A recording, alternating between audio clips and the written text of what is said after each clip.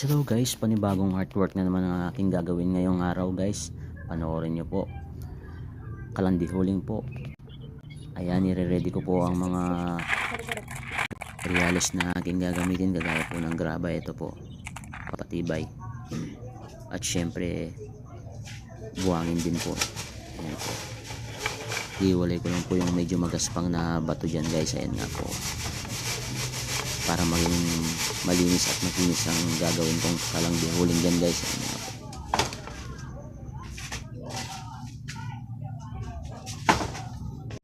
Siyempre pag naiwalay na nga po yung magaspang na bato, kailangan muna pong pag-iwalayan. Ayan, i-mix muna po yung naipong buhangin na pinong buhangin. Ayan nga po. Ayan.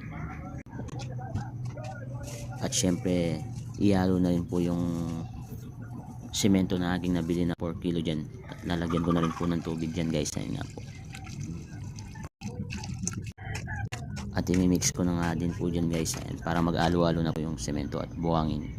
At syempre sa paggawa po pala ng kalandihuling guys, kailangan po nauuna po lagi yung base. Ayan, yung pinaka flooring niya po, para po matigas na po siya, para pag pag lalagyan na ulit siya ng semento. At syempre pampatibay din po yung mga bakal sa gilid. Ayan, yung pinaka base niya nga po yan. Napaka importante po yan. Yan po laging nauuna pag magsisemento na po ng kalandihuling. Ayan nga po. Ayan.